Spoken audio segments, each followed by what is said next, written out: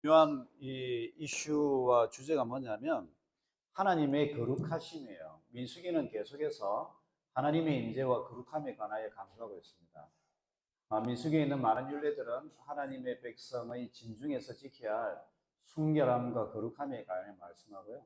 3장은 레위기서가 하나님의 거룩함을 향한 지침서임을 강조하고 있다고.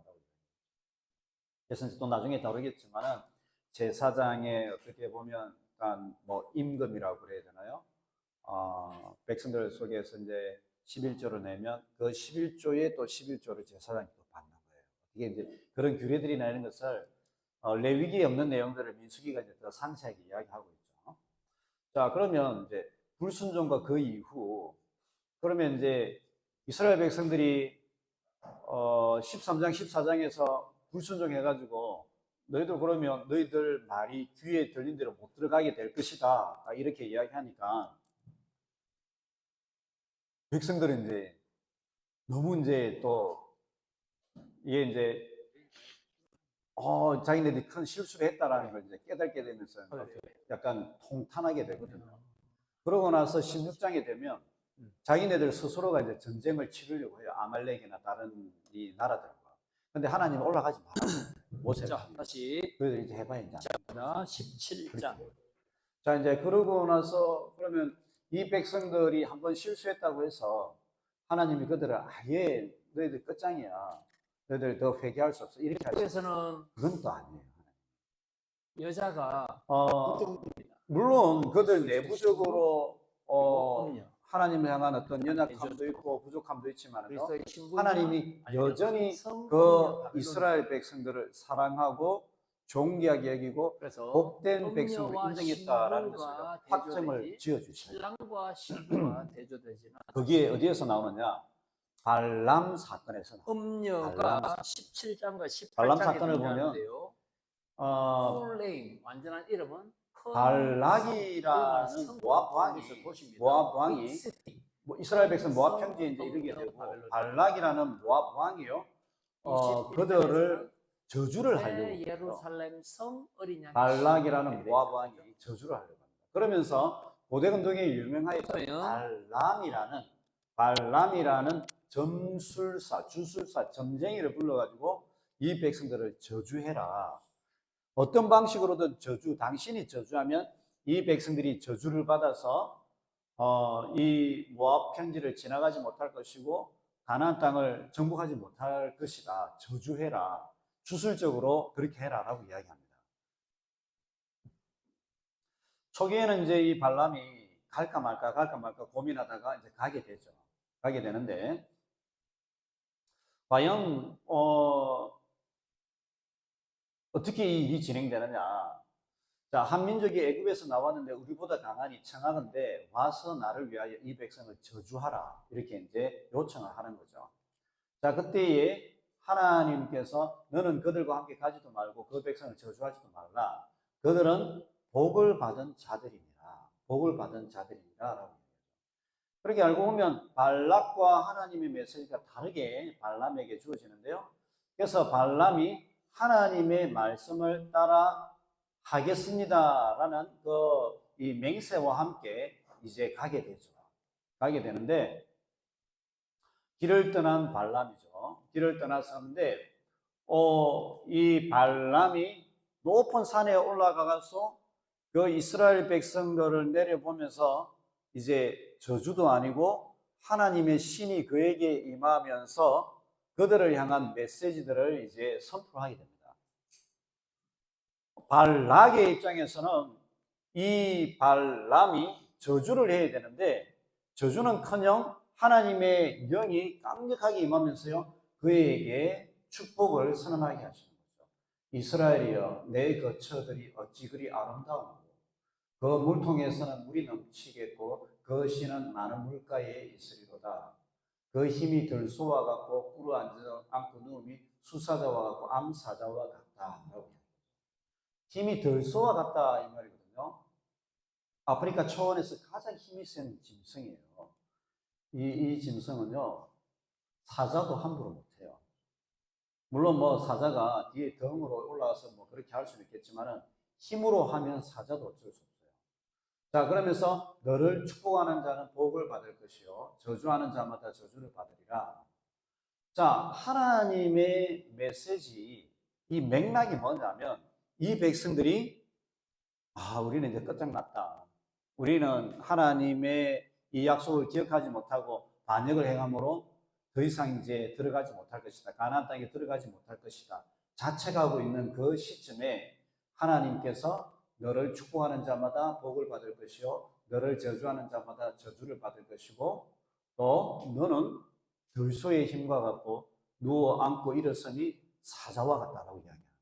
그들을요 축복된 백성이다라고 확정하고 인정해 주는 것이죠. 자, 온 우주의 진정한 왕은 발락이 아니라요 여호와 하나님이시다. 여호와 하나님이시고 하나님의 택한 백성은요 그들을 끝까지 지키시고 그들을 책임지시는 헤세드의 하나님을 보여주시는 거예요. 여호와의 복을 받은 자들이다. 물론 여러분 이제 나중에 다루겠지만 민수기 13장 14장 이후에 이 모세와 아론을 대적하고 우리가 하나님께서 우리를 속이셨다라고 하면서요 끝까지 하나님을 부인하고 대적하는 사람들은요 하나님께서 그들을 광야에서 처리를 하셔요. 광야에서 처리를 하셔요. 그런데 그 속에서 자기들의 실수를 연약함을 회개하고 돌아온 그들은요 하나님이 그들을 축복된 자들이라고 다시 품어주시는 거예요. 품어주시는 거예요. 온전히 그들을 끊어내시는 것이 아니라.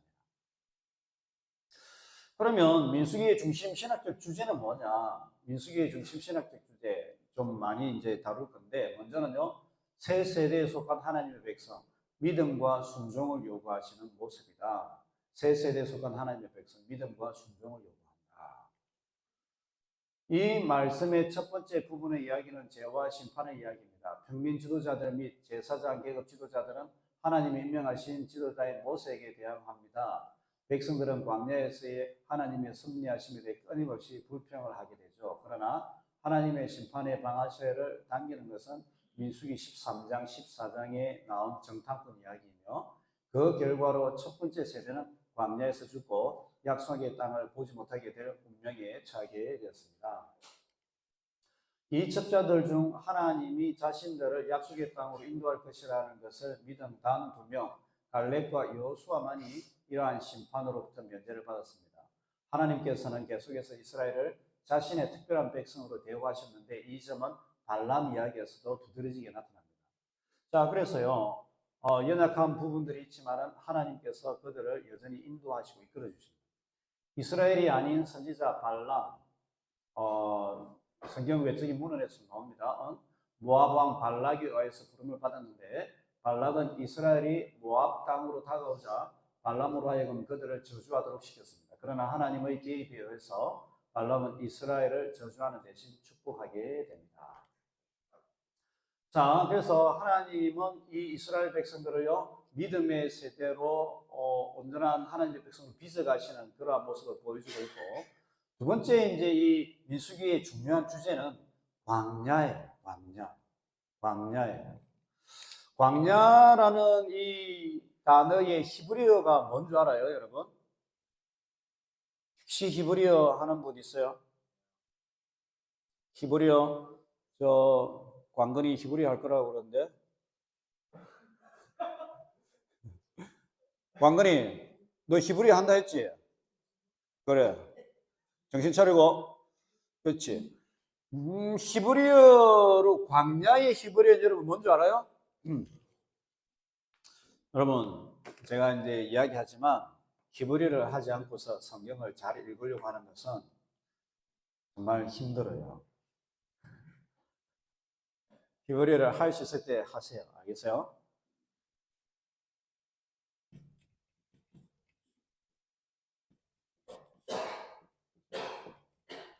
미드바르.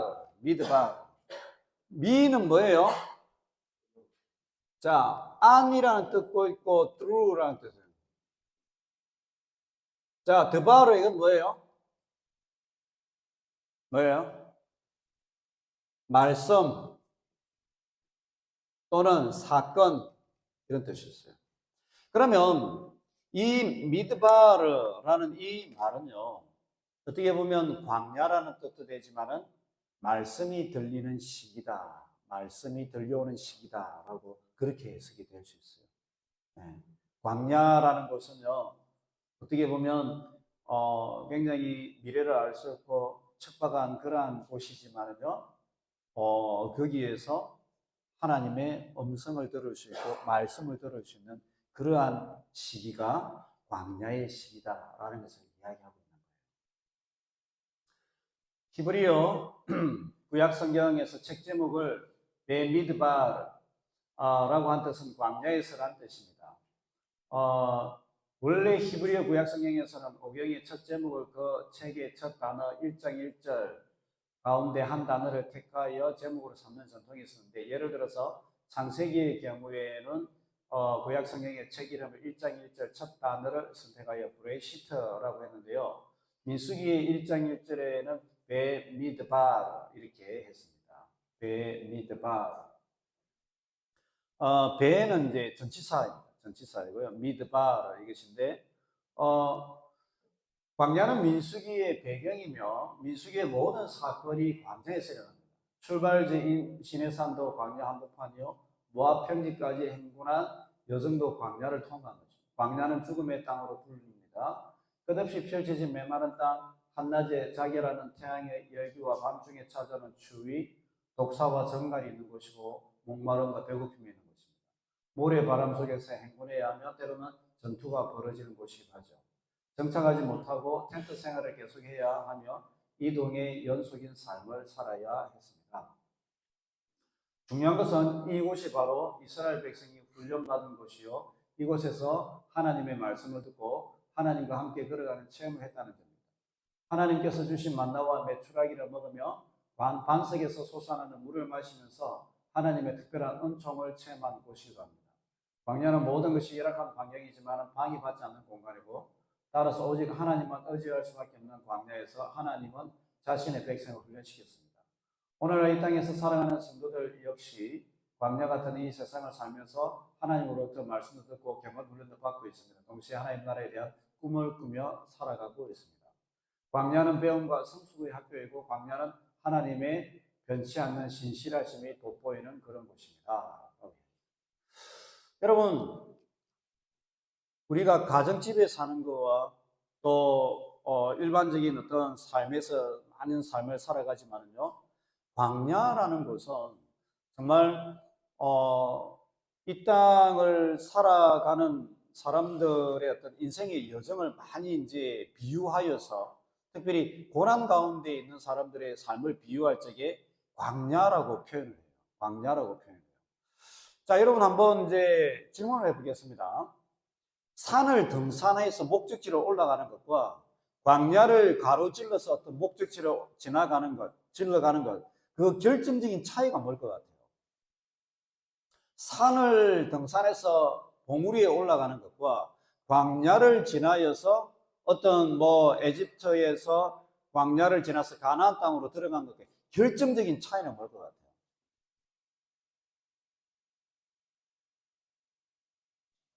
시간? 시간도 많이 다르긴 하겠죠. 또 가장 결정적인 차이가 뭘 것 같아요? 예? 체력? 물론 체력도 있겠죠. 예? 끝이 안 보이는 것. 끝이 안 보이는 것도 어떻게 끝이 안 보이는 거지? 성상이 보이는데 광야는 끝이 안 보인다. 그것도 있고. 또 고생하는 정도 어떻게 다를 것 같아요?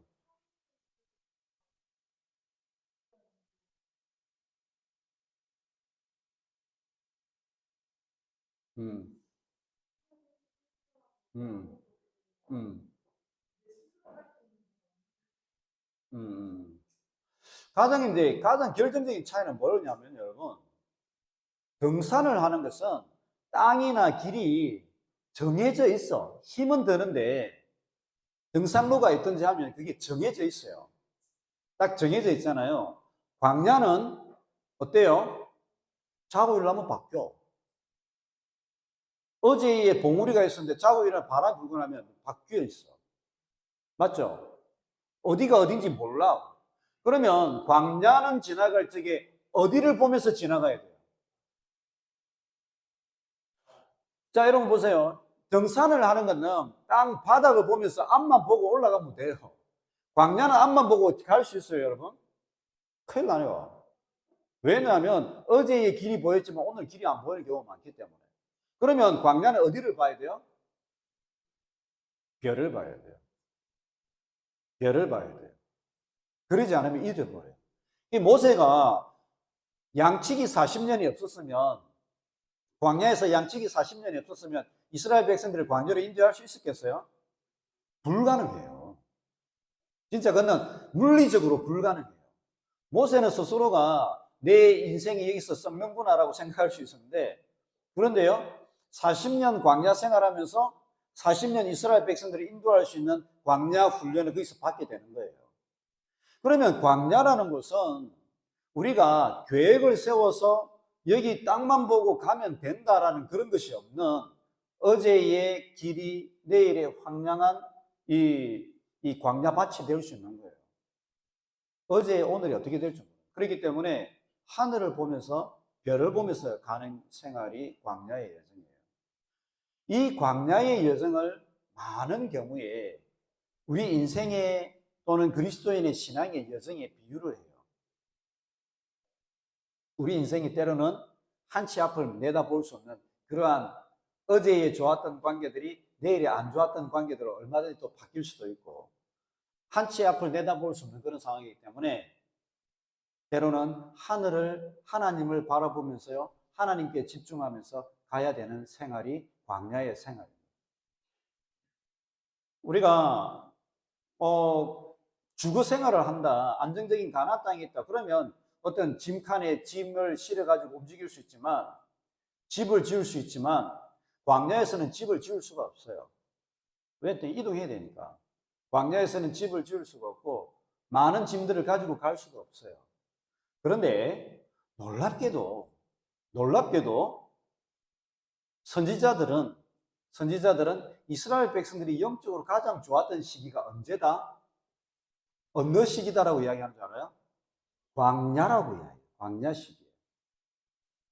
가나안 땅에 들어가가지고 이스라엘 백성들이 정착하며 살았을 때는 오히려 우상 숭배 때문에 이스라엘 백성들이 많이 흔들렸는데, 광야 시대 때는 전적으로 하나님을 의지하면서 불기둥과 구름 기둥을 바라보면서 하나님의 음성을 듣고 하나님만 의지하며 신혼생활처럼 하나님과 동행하였던 가장 친밀했던 역사의 시기가 광야의 시기였다라고 이야기합니다.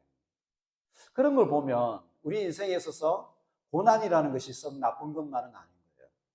고난이라는 것이 때로는 힘든 것이, 때로는 한치 앞을 인생에 어떻게 전개될지 모르는 그 시기 때에, 그렇기 때문에 하나님의 백성들이 하나님께 나가서 기도할 수 있는 여건이 되는 곳이 무엇이다? 광야라는 것이에요. 광야라는 것이에요. 이 광야라는 것을 거친 이후에 가나안 땅에, 그리고 정벽 전쟁과 하나님의 사역들을 감당할 수 있는 그러한 백성으로 훈련이 되는 거예요.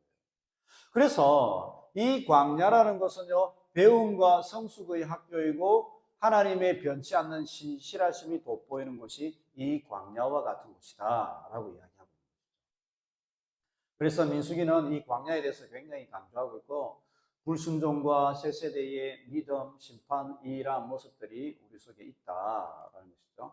그 다음에 광야는 반역, 형벌, 용서를 보여주는 곳이다. 민수기를 읽으면 많은 반역 사건들이 일어나는 것을 보게 되고요. 그들은 왜 이토록 자주 반역을 일으켰을까? 우선 열악한 광야라는 환경 때문이고요. 목이 말라서, 배가 고파서 불평을 터뜨리는 경우가 많고요. 하나님은 이러한 반역에 대해서 징계를 하시지만 반석에서 물을 내시고 만나와 메추라기를 내려 굶주리지 않도록 하셨습니다. 또 다른 유형은 권력에 대한 불평이었죠. 왜 아론에게만 제사장직이 수여되었고 또 모세에게 모든 권력이 집중되었는가 하는 불평이었고요. 이러한 이유로 레위인 가운데 고라가 반역을 일으켰고 로벤 지파의 다단과 아비람, 오온이 반역을 일으켰고요. 하나님의 선택과 임명에 대해서 정면으로 반항한 것이었고요. 이러한 반역에 대해서 하나님께서는 단호하게 대처하시고 형벌을 내리셨습니다. 아론의 지팡이에서 싹이 나고 꽃이 피어 열매가 맺히는 기적을 선물하셔서 아론의 제사장직을 굳건히 하셨습니다.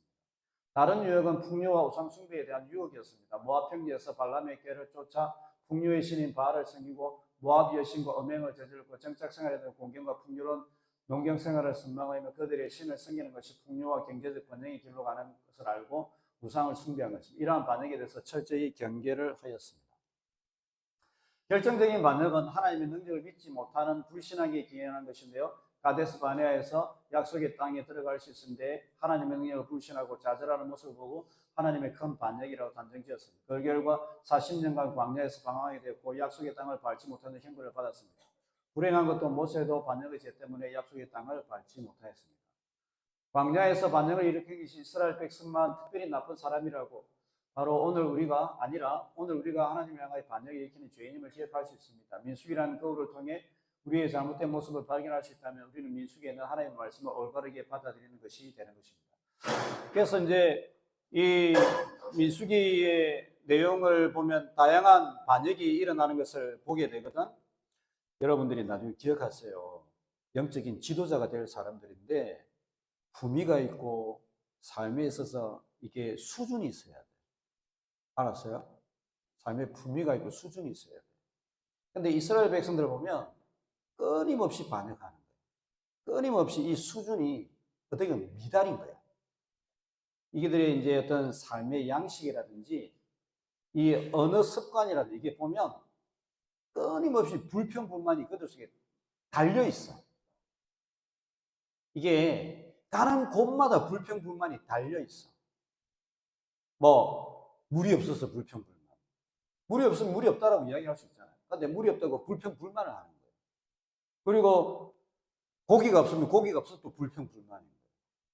또 싸움이 있으면 또 거기 싸움하면서 불평불만. 근데 이제 이게 어떻게 보면 노예 건성일 수도 있는데 그렇지 않으면 이제 이게 생활 자체가 광야라는 곳이기 때문에 이게 항상 이게 쌓여 있는 거야. 근데 이게 이제 표출이 어떻게 되느냐면 기도로 표출이 될 수 있고 믿음으로 표출이 되는 사람이 있는가 하면 끊임없이 이게 불평불만을 하면서 이게 계속 이기게 됩니다. 근데 결정적으로는 이게 물론 기분 나쁜 게 있지. 왜 아론과 모세만 대제사장이고 우리는 뭐 허드렛 일 하냐? 왜 모세와 아론에게 대제사장 직분을 주고 가장 높은 지위를 주면서 우리는 이렇게 막 고생하면서 이렇게 살아야 되냐? 아니면 또 이제 뭐 정탐꾼 사건이 일어나면서 그들의 믿음이 없으니까 믿음이 없는 그런 모습들이 표출되기도 하고 그런 게 나타나잖아요. 근데 여러분 이게 이제 하나님의 백성으로서의 어떤 양식이 있고 또 어떤 가나안 땅을 정복해야 될 이러한 백성이라면 이게 뭔가 이게 어떤 삶의 수준이나 영적 수준이 돼야 되는데 이게 안 되는 거야. 이게 안 되는 거야. 여러분도 마찬가지예요. 나중에 어디를 가든지 여러분들이 그저 뭐 평범하게 뭐 속된 말로 이제 어떻게 뭐 신앙생활을 하는 평신도로서의 신앙생활을 하는 사람들이 아니라 여러분들이 어디를 가든 지도자가 될 사람들이잖아. 지도자가 될 사람이라면 말이나 행동이나 또 결정이나 뭘 하는 데 있어 가지고 평신도들이 보고 좀 믿을만하고 따를만하고 수준이 있는 그게 돼야 되는데 그게 안 되잖아. 그게 안 되면 뭐도 아무것도 안 되는 거야. 이게 안 되면 아무것도 안 되는 거야. 근데 이게 어쩔 수 없는 거야, 여러분. 이게 여러분의 이제 삶의 양식이고 삶의 수준인 거야. 알았어요? 이게 가장 중요한 요소 중에 하나야, 이게. 자, 근데 이러한 어떤 광야에 있었던 이 반란이라는 이 사건도 우리 삶 속에 있어서도 참 어떻게 보면 그러한 부분들이 없는 그러한 것이 뭐가 있겠어요. 다 뭐 삶에 이제 힘든 점이 있고 또 어려운 점이 있으면 다 이제 그게 이제 표출되기 마련인데 그것을 어떻게 표현하느냐. 믿음을 가지고 정말 하나님의 인도하심을 믿으면서 기대하는 마음으로 기다리는 마음으로 그것을 표현하는 사람이 있느냐 하면 그것을 걸르지 않고 그대로 막 액면 그대로 표현하는 사람이 있는 거야. 그런데 그 차이가 엄청나게 큰 거야. 이스라엘 백성들이 그게 안 되었던 거야. 믿음에 한번 걸러서 더 조심하여서 신중하게 말하고 또 이에 진짜 하나님을 기대하고 기다리면서 그러한 신앙의 생활이 아니라 세상 사람들과 똑같이 그렇게 돼버린 거예요. 그러니까는 너희들의 말이 나의 귀에 들리는 대로 그대로 될 것이다. 가데스 바네아에서 하나님 우리 속였다. 모세와 아론이 우리를 속였다. 우리는 가나안 땅 정복 못한다라고 했던 그 말했던 그대로 너희들 못 들어가게 된 것이다. 그런데 믿음으로 하나님이 우리와 함께 하시고 하나님이 우리를 기뻐하시면 저들은 우리의 밥이다. 우리 정복할 수 있다라고 이야기했던 믿음의 말을 했던 요수아와 갈렙은요. 그 믿음대로 들어가는 거예요. 그 말대로 들어가는 거예요. 이것이 하나님의 백성들의 삶이고 어느 생활이다라는 것을 이야기합니다. 그러면 형벌받은 사람에게 희망이 없는가? 이집트에서 용감하게 탈출하였고 시내산에서 열심히 준비한 출애굽 세대는 가데스 바네아에서 주저앉고 맙니다. 하나님의 능력을 믿지 못하였기에 약속의 땅을 눈앞에 두고도 들어갈 엄두를 내지 못하였습니다. 자, 15장을 보면 출애굽 세대는 하나님께 제사드리는 방법도 배우면서 옷단귀에 술을 달고 청색끈을 달아 하나님의 명령을 지키고 하나님의 백성의 거룩한 삶을 살도록 경건 훈련을 받기도 합니다. 비록 또 다른 반역을 일으키고 치명적인 실패를 하기도 했지만 출애굽 세대는 부모 세대로서 자녀들에게 희망을 걸며 다시 일어섰습니다. 21장부터 전개되는 새로운 세대의 승리와 신실하며 창의적인 행동하는 모습을 볼 때 출애굽 세대의 눈물겨운 수고와 신실한 행동을 짐작할 수 있습니다. 출애굽 세대는 모든 것이 열악하여 어려운 환경인 광야에서 자녀 세대를 성공적으로 신앙 교육을 하였고 양육하였습니다. 자, 그래서 여러분 출애굽 세대 어떻게 보면 가데스 바네아에서 실패한 그 세대지만요, 그들에게 하나님의 헤세드가 있어요. 그들을 인도한 노예의 땅 이집트에서 탈출한 용기 있는 세대였고 시내산에서 하나님의 말씀을 받았고 말씀을 자녀들이 가르친 세대이고 말씀에 순종하여 회막을 중심으로 진을 치기도 하고 비록 반역을 일으켜 치명적인 실패를 하기도 했지만 하나님을 신뢰하는 마음으로 다시 일어섰고 출애굽 세대의 지도자인 모세와 아론은 죽을 때 묘지를 만들지 말라 함으로써 새 세대의 발목을 붙잡지 않았고 출애굽 세대인 여호수아를 준비시켜 그들을 인도하도록 하였고 새로운 세대의 제교 지도자는 출애굽 세대였습니다. 여섯째, 가데스 바네아에서 약속의 땅에 들어갈 수 없다는 형벌을 받았지만 자녀들이 약속의 땅에 들어갈 수 있도록 신앙 교육을 시키고 그들을 훈련을 시킨 훌륭한 부모 세대들이다. 그래서 끝까지 고라와 다단처럼 하나님을 반역하던 사람들은요, 광야에서 끝장이 나죠. 그러나 보편적인 회개하는 부모들, 우리가 가데스 바네아에서 실수했다라고 회개하고 돌아온 그 부모들 세대에 대해서는요, 우리가 광야에서 죽지만 그들이 구원을 경험하지 못하였다라고는 이야기하지 않아요. 그들도 구원은 경험했습니다. 참믿음으로 회개한 자들, 하나님께 돌아오기를 원했던 그들은 구원을 반드시 경험했을 것이다 라고 인정하는 거예요. 많은 사람들이 질문하거든. 그러면 광야 가데스 바네아에서 하나님 대적하고 또 광야에서 죽었던 그 세대는 다 그러면 광야에서 죽은 것처럼 천국에도 못 들어갔습니까? 이렇게 질문하는 분들이 있어요. 그런데 우리는 그렇게 해석하지 않아요. 그 속에서 자녀들을 잘 양육하고 믿음의 세대를 일으킨 회개한 부모들은 다시 그 세대 가운데에 하나님의 은혜를 경험했을 것이다. 그렇게 보는 거예요. 그러면 새 세대를 향하여서는 어떻게 바르냐? 새로운 세대는 참으로 광야에서 어렵게 자랐습니다. 환경이 열악하고 고생을 많이 했습니다. 풍요를 경험하지 못한 세대이기 때문에 풍요로운 삶에 접하자마자 유학에 시달리기도 했고요.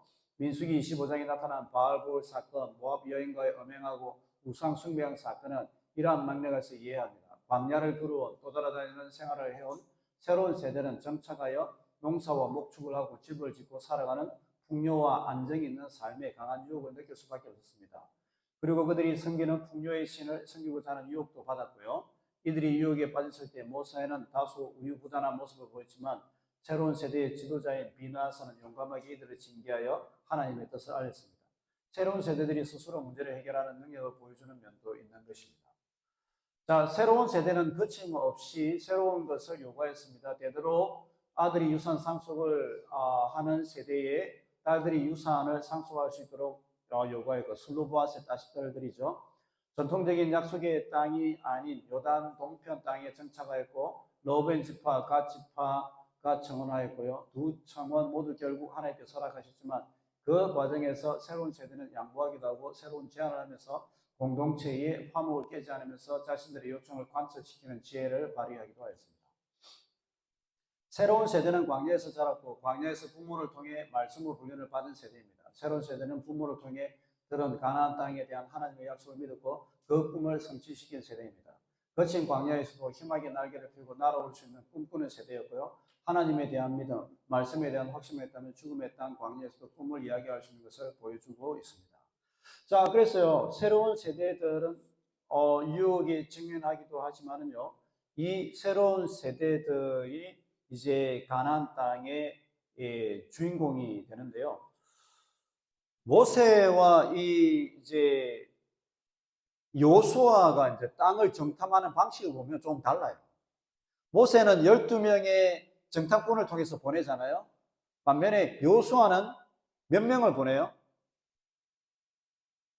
거의 모르게 스파이로 보내요. 여리고 땅을 이 정탐할 적에 2명 이 정도 해가지고 알지 못하게. 왜냐하면 과거 세대 때의 실수를 기억하는 거죠. 과거 세대 때의 실수를 기억하면서 꼭 필요한 사람들을 통해서 정보를 얻고 또 가나안 땅을 여리고 성을 정복할 수 있는 그러한 이제 준비를 하는 모습을 보는데 한층 더 이제 지혜로운 세대로 이제 그려지고 있고 믿음으로 이 가나안 땅을 정복해 가는 그러한 모습들이 이 새 세대에 일어나게 되는 것이죠. 자, 다음으로는 이제 회막 중심의 삶을 보여주고 있다. 회막 중심의 삶을. 회막은 텐트, 만남의 텐트이며 하나님과 백성이 만나는 장막입니다. 그리고 회막은 텐트이기에 쉽게 이동할 수 있는 이동 성전이라 할 수 있는데요.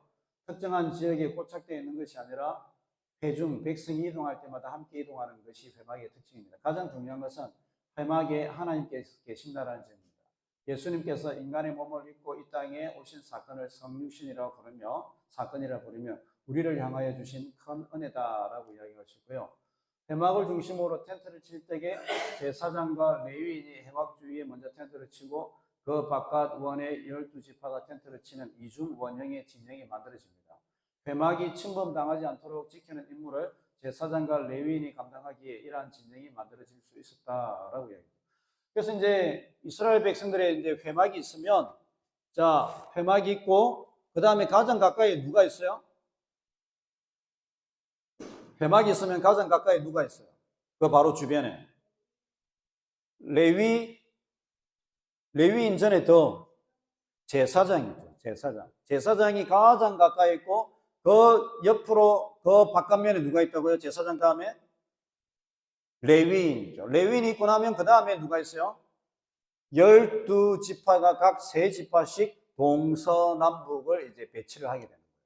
배치를 하게 되는데 레위인과 또 제사장의 가장 중요한 임무는 뭐겠어요, 여러분? 제사를 지키는 것도, 제사를 드리는 거 있지만은 이 성막이 침범당하지 않도록 보초를 쓰면서요, 늘 지켜야 돼요.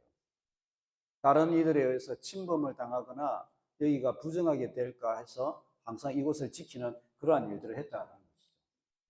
하나님이 진영 안에 계실 때에 하나님은 그 진영을 축복하시며 보호하셨고요.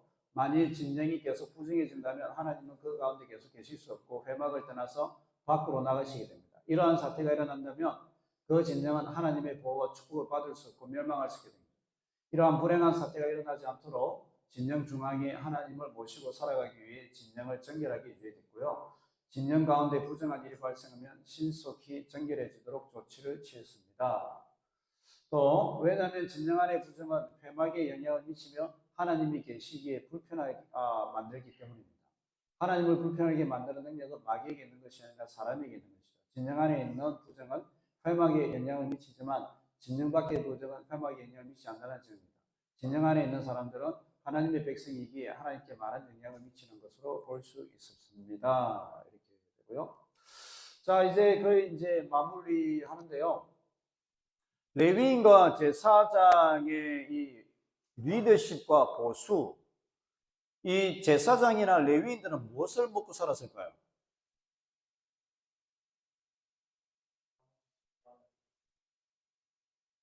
원조?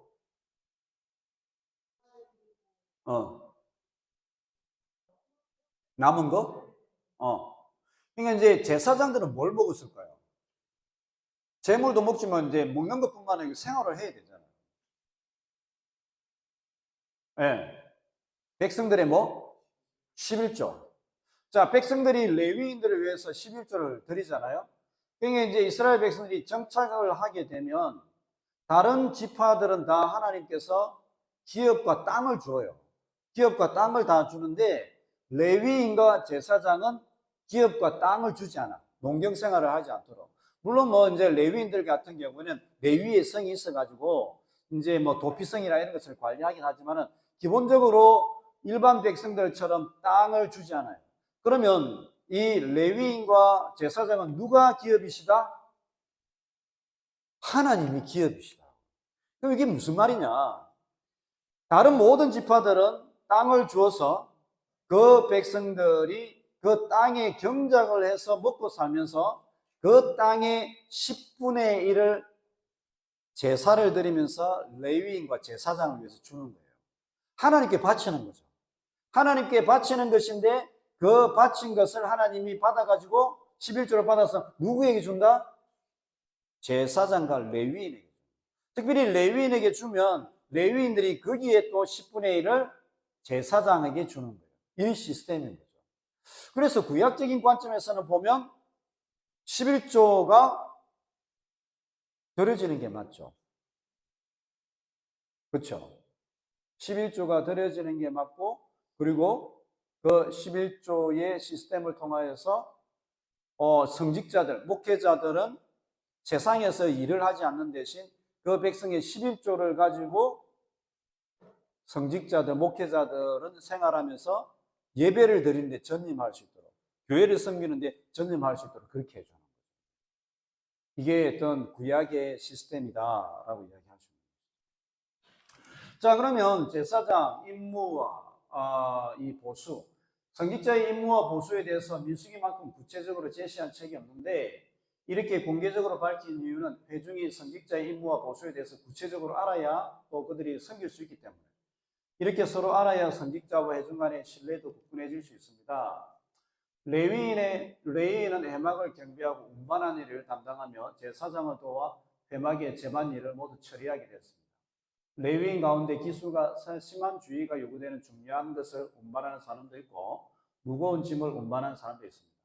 육체적인 노동이기에 고달프고 힘든 일을 하게 되는데 30에서 50세에 이르는 임무를 수행합니다. 그러나 레위인이 은퇴할 수 없고 수행해야 하는 임무가 있습니다. 그것은 하나님이 계시는 회막을 경비하는 일이에요. 레위인들이 경비를 섰다라고. 그것은 하나님이 계시는 회막을 경비하고 회막 경비에 소홀하여 회막이 침범을 당한다면 경비를 책임지는 레위인이 죽게 됩니다. 따라서 회막을 침범하는 일을 발견하면 목숨을 걸고 막아야 한다. 제사장의 임무는 성소의 직무와 제단의 직무가 있습니다. 제사장은 성소에 들어갈 수 있으며 대제사장은 지성소에 들어갈 수 있습니다. 제사장은 모든 제사를 집중하며 회막의 거룩한 기구를 직접 관리할 수 있습니다. 제사장이 은퇴하지 못하고 평생 수행해야 하는 임무는 회막을 경비하는 임무입니다. 이 임무는 레위인과 더불어 수행해야 하며 제사장이 총 책임을 지는 임무이기도 합니다. 이와 같이 제사장은 레위인을 교육시키고 지도하여 함께 회막 일을 감당해야 했고, 동시에 제사장과 레위인이 서로 협력하여 화목한 가운데 임무를 수행할 수 있도록 제사장은 많은 노력을 기울여야 했습니다. 하나님의 일을 담당하는 제사장과 레위인은 지위에 높고 낮음이 있지만 각자 자신의 임무를 충실히 수행해야 했고, 동시에 그들이 공동 책임을 지게 된다는 사실도 중요합니다. 만일 레위인이 끊어지는 형벌을 받는다면 제사장도 레위인을 지휘하는 책임으로서 책임을 져야 됩니다. 자, 그러면 여러분 이제 만약에 전쟁이 일어나거나 뭐 엄청난 사건이 일어나 역병이 돌아가지고 제사장과 레위인이 너무 숫자가 줄어들었다. 그러면 그 숫자를 어떻게 충당해야겠어요? 그거 이제 충당해야 되잖아요. 너무 많이 이제 뭐 역병이 돌아가지고 죽어버렸다. 그러면 제사장이 없으면, 레위인이 없으면 제사를 못 드리잖아. 그러면 그 숫자를 어떻게 충당해야겠어요?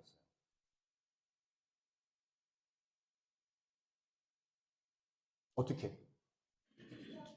예? 그 다른 집회에서 이렇게 데리고 온다. 그 제도가 뭐예요? 신학과 친구들 아는 친구들 없어요? 분명히 정확하게 말했어요. 그 제도가 있어. 뭐예요? 그게 나실인 제도예요. 나실인 제도. 다른 지파에 있는 사람도 포도주와 이 머리를 자르지 않고 구별되게 해가지고 제사장이 될 수 있도록 그렇게 열어두는 거죠. 그래서 이제 사무엘이나 이런 지파의 계보들을 보면 다른 지파에 있는 사람들이 이제 레위인으로 제사장으로 이렇게 들어가는 거예요. 들어가가지고 거기에서 제사의 직무를 감당할 수 있도록 이 제사장의 숫자를 이렇게 하는데 반드시 뭐 항상 그런 건 아니고 특별히 이제 특별한 일이 있을 적에 섭리가 있을 적에 그렇게 이제 하는 경우가 많았죠. 자, 그러면 여러분 제사장의 임무는 뭐냐? 물론 당연히 제사이지만은요 갈등과 문제를 해결하는 선과 속됨, 정황과 부정을 판단하는 성소의 직무와 제단의 직무를 감당하는 도피성, 비고의적 살인을 저지르는 백성을 보호하고 제사를 하나님의 임명을 통해 주어진 리더십이다 이렇게. 자, 여러분 제사장의 가장 큰 임무는 뭐냐면요 뭘 것 같아요? 제사. 그 제사의 가장 근본이 뭔지 그걸 봐야 돼요. 제사가 제사 되려면 뭐가 있어요? 재물? 속지 않은 마음? 제사장의 가장 큰 임무는 뭘 같아요? 네. 기본적으로 제사장은 그 공동체의 어른이에요. 어른은 애들하고 싸우면 안 돼.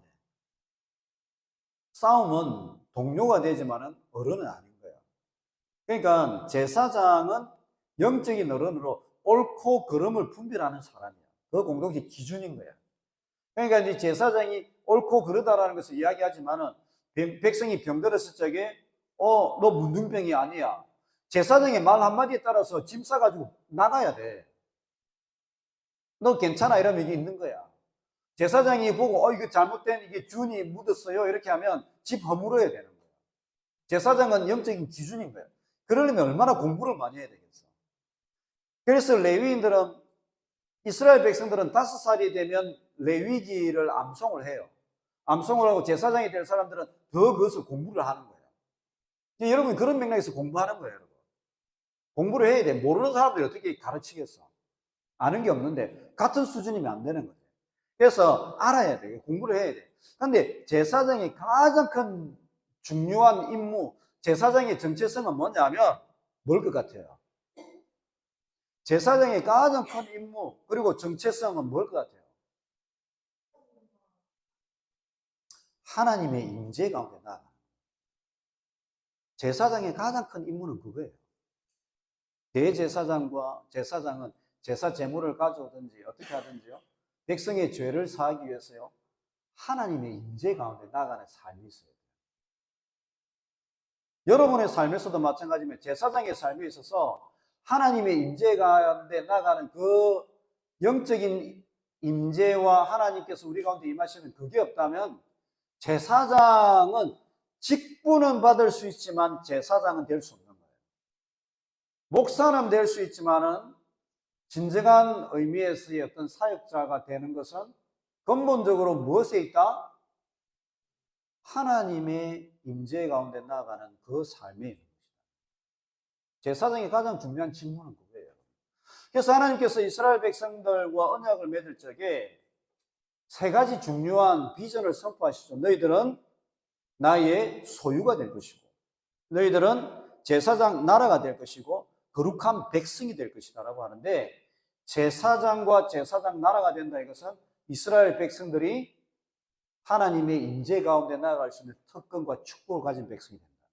근데 여러분 베드로전서 2장 9절에 이 용어들이 그대로 교회의 전복이 되는 거죠.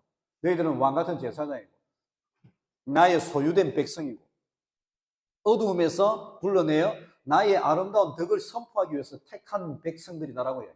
근데 왕 같은 제사장이다. 제사장은 누구다? 하나님의 임재 가운데 나아가는 사람. 그래서 우리가 이제 뭐 이 임재 가운데 나아가는 이러한 모습들, 이건 이제 하나님께서 주시는 거고, 그럼에도 불구하고 영적으로 건강해야 되고 육체적으로도 건강해야 돼요. 체력이 없으면 기도를 해도 기도가 안 되는 거예요. 체력이 없으면. 그래서 약간 이거는 여담인데, 신학교 시절에 공부를 열심히 하는 분들이 나중에 목회를 잘하느냐, 족구를 많이 했던 분들이 목회를 잘하느냐. 그 아이러니하게도 족구를 잘한 분들이 목회를 잘하는 경우도 많아요.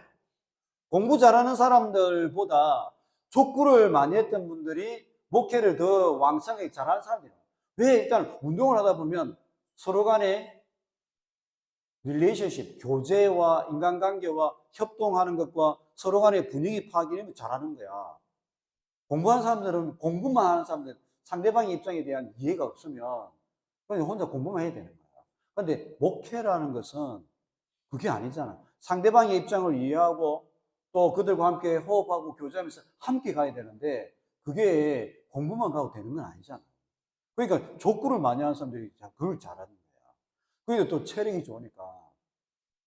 그래서 삼일교회의 송태건 목사님은 부교육자들과 함께 항상 족구를 일주일에 한 번씩. 그러니까 성경 연구를 하려 해도 체력이 있어요. 성경 연구를 하니까.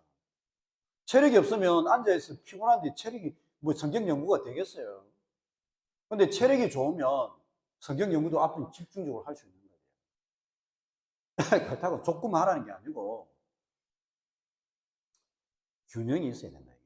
균형이 있어요. 그래서 말씀에 대한 깊이 있는 연구와 함께 체력과 함께 중요한 건 제사장의 직무가 뭐다? 하나님께 나아가는 사람들. 이게 있어야지 이게 없이는 안 된다는 거예요. 자, 그래서 오늘은 여기까지 하고 여러분 마치도록 하겠습니다. 그래서 여러분 레위기 이제 민수기 하고 신명기 이제 다음 주에 이제 조금 더 민수기 하고 신명기 하면서 이번 학기 이제 서서히 마무리하도록 그렇게 하겠습니다. 예, 수고 많았습니다. 또 다음 주에 뵙겠습니다. 예, 수고했습니다. 예.